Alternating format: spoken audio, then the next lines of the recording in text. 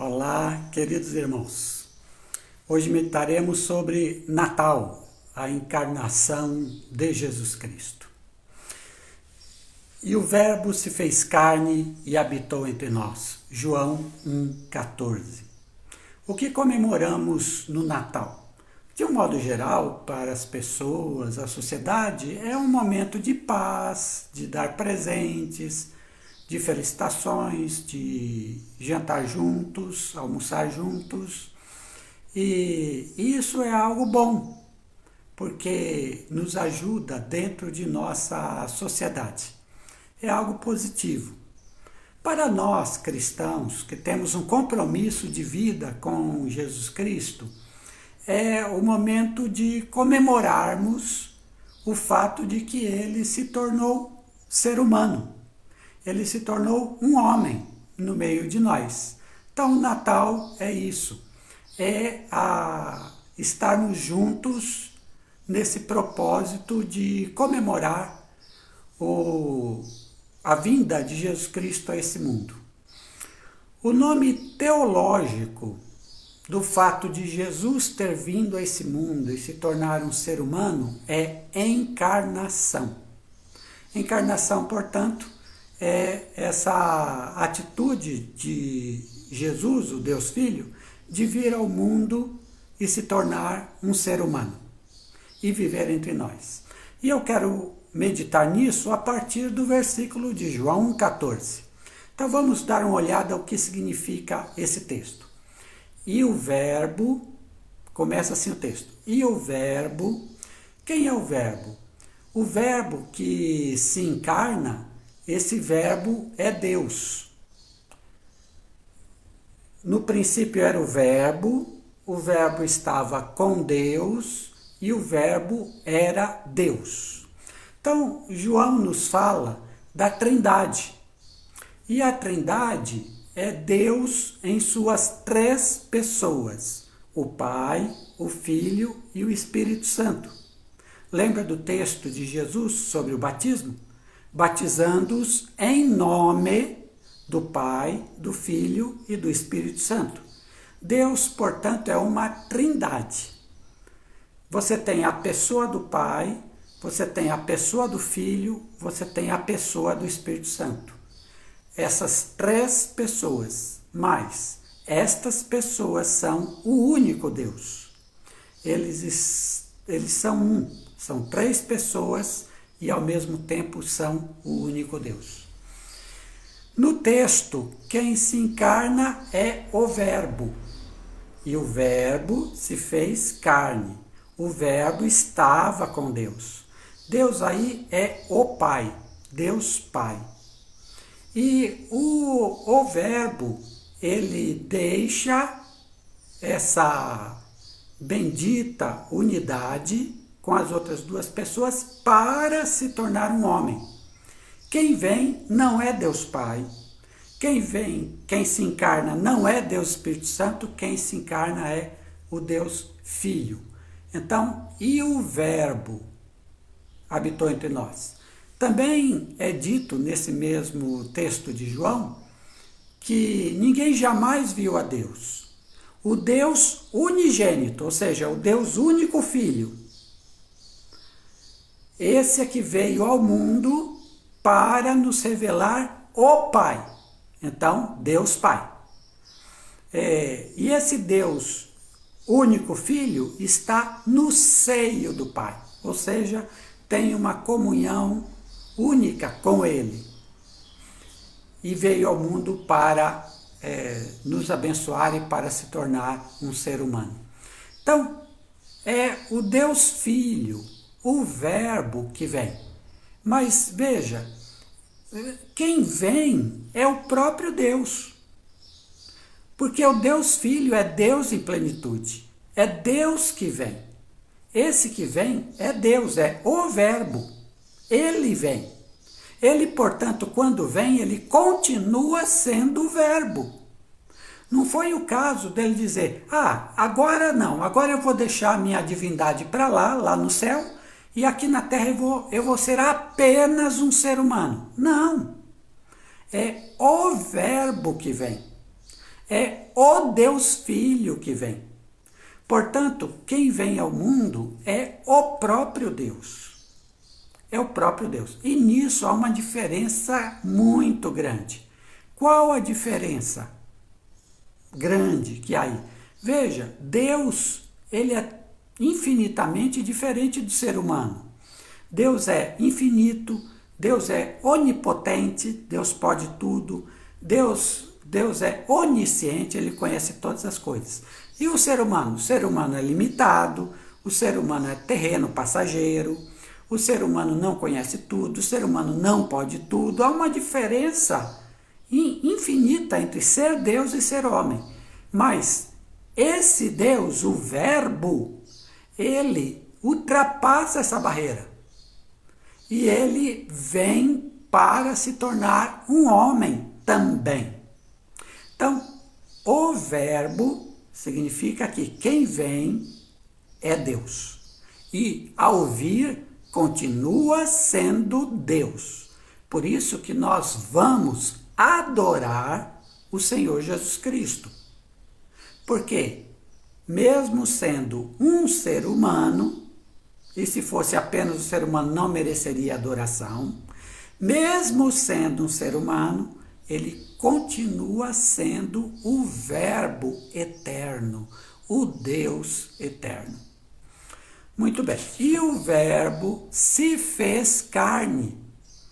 Aí há 3 ensinos nessa pequena frase, se fez carne, que eu quero passar para vocês. O verbo se fez carne.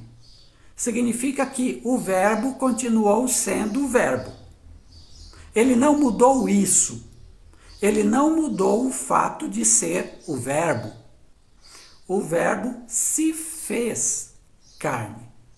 Então, ele continua sendo Deus. Esse que vem e se torna homem, continua sendo Deus. Segundo, ele aceitou a diferença, então. Ele é o verbo, ele é de um certo jeito, e ele aceitou também ser homem, o que é um ser completamente diferente de Deus. Ser humano é completamente diferente de Deus. Mas este verbo, o Deus Filho, ele aceitou ser humano também. Então, o que é que aconteceu? Este verbo uniu a si a natureza humana, tornando-se um homem. Ele assumiu a natureza humana. E o que é a natureza humana? O que é que faz de cada um de nós um ser humano? Primeiro, o fato de que a gente tem um corpo, não é? Um corpo. Por isso somos humanos. Segundo, o fato de que temos um espírito humano que nos anima, um espírito humano. E todas as características daquilo que a gente chama humanidade, ser uma pessoa. Todas as características. A gente tem inteligência, a gente tem decisão, nós temos capacidade de ter sentimentos, nós temos projetos de vida, nossa visão é limitada, mas a gente consegue pensar a eternidade. Então, tudo isso caracteriza um ser humano, Jesus também recebeu. O verbo também recebeu em si. De tal forma que o verbo nessa encarnação, o verbo é Deus, completamente Deus, e ser humano, completamente ser humano. O verbo aceitou a diferença. O verbo se fez carne. Ele se fez carne a si próprio. Então a terceira ideia aqui, nesse se fez carne, é o seguinte: quando o verbo veio, ele não escolheu um ser humano aí. Aí ele olhou assim e disse: olha, esse ser humano aí, Jesus, está na barriga da mãe dele, vai ser uma boa pessoa. Eu vou entrar nele e grudar nele. Não, não foi assim. Quando o verbo veio, o verbo se fez homem. Então ele não escolheu um ser humano, ele se fez um ser humano. Vou dar um exemplo aqui para ajudar vocês. Eu gosto muito de orquídea. E você pode pegar a orquídea e plantar num tronco de árvore. Quando você faz isso, a orquídea, as suas raízes, elas se apegam ao tronco de árvore e dali tiram o alimento necessário para florescer. Então você vê orquídeas em galhos, em troncos de árvores muito bonitas, que florescem, lindas. Eu mesmo já vi algumas. Mas veja bem, aquela orquídea não faz parte daquela árvore. Ela apenas está ali junta. Retira os suprimentos, mas não faz parte da árvore. Se um dia você tirar a orquídea dali, a árvore continua sendo a árvore. A orquídea é a orquídea. Eles nunca se transformaram em uma coisa só. São coisas separadas que estão juntas. Então, não foi assim que Jesus veio ao mundo. Ele escolheu um homem, aí grudou nesse homem e disse, vou ficar nesse homem aí até a morte dele. Não. Quando o verbo veio, ele se fez carne, ele não escolheu alguém, ele se fez uma pessoa. Então, vou dar um exemplo aqui, um outro exemplo para a gente entender. Eu tenho duas mãos. A minha mão direita e a minha mão esquerda. Muito bem. Veja, anatomicamente elas são iguais, tá? Iguais. Mas as duas fazem parte de mim. Eu tenho as duas mãos. As minhas duas mãos me obedecem. Mas, veja bem, uma mão, em certo sentido, ela tem diferença em relação à outra. Por exemplo, eu só escrevo com a minha mão direita, não consigo escrever com a esquerda. Eu escrevo com a minha mão direita. Eu uso um anel de casamento, mas isso é uma convenção. Mas tudo bem, eu uso um anel na minha mão esquerda, eu não uso na direita. Há algumas coisas que eu faço em que a minha mão esquerda é melhor que a minha direita. Mas assim, são situações na qual eu dou uma para outra. Se por uma infelicidade eu perdesse um dos meus braços, eu conseguiria fazer o que eu preciso com a outra mão. Com certa dificuldade, mas eu conseguiria fazer com a outra mão. Então, veja bem, as duas mãos fazem parte de mim.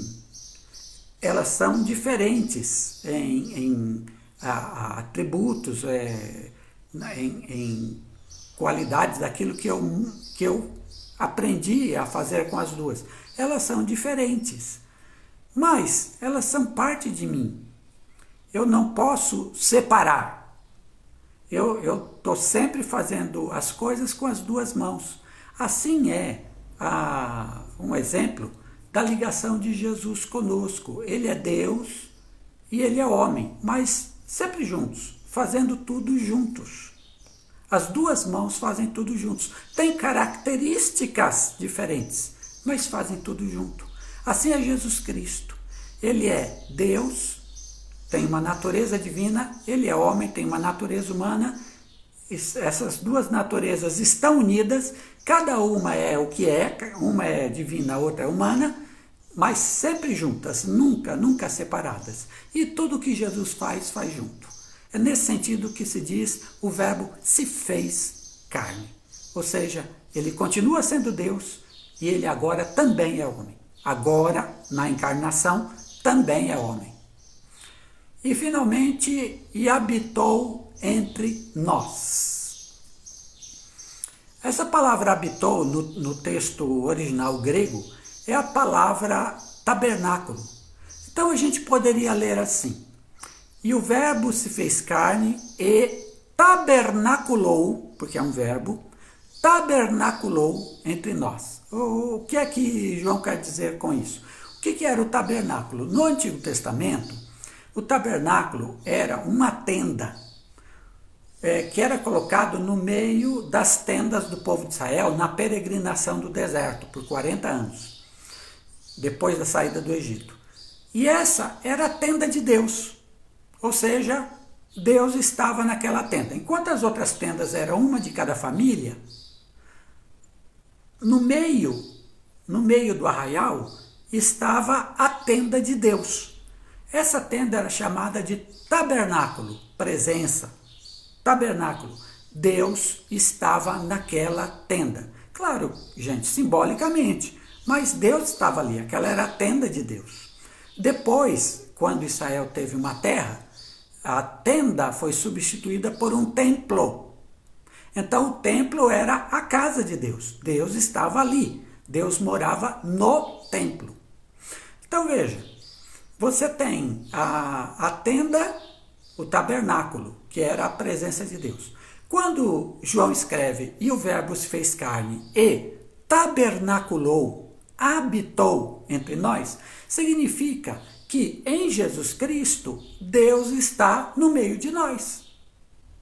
Por isso que um dos nomes de Jesus é Emanuel, Deus conosco, Deus com a gente, Emanuel. Então, Jesus é a presença de Deus no meio de nós, vivendo entre nós, habitando entre nós, sendo um de nós. Deus passou a ser um de nós e habitou entre nós. Ou seja, Deus viveu a nossa vida, e se tornou um de nós para sempre. Ele para sempre será um homem. Jesus Cristo eternamente será um homem. Ele está lá no céu agora, mas ele também é um homem, ele continua sendo humano, com o seu corpo da ressurreição, que é diferente desse nosso, mas é um corpo. Ele continua sendo humano. E isso traz algumas lições para nós. Primeira lição, ele viveu a nossa vida. A nossa vida é importante. A nossa vida é preciosa. O próprio Deus viveu a nossa vida. É um de nós. Significa que toda a vida humana é preciosa. Toda a vida humana. A vida daquele que comete um crime, por mais hediondo ou horrível que é aquele crime, a vida dessa pessoa continua sendo preciosa para Deus. A criança de rua, ela é preciosa porque é uma vida humana. Aquele que é gay, ele é precioso porque é uma vida humana.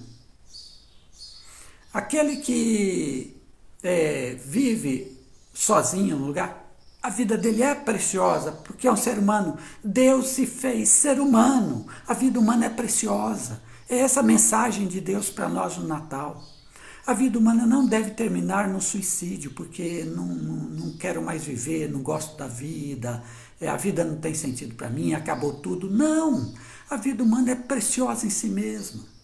Ela deve ser preservada, ela deve ser cuidada, ela deve ser amada. Todos devemos ter respeito uns para com os outros, independente daquilo que façamos, o respeito uns para com os outros. A vida humana é preciosa.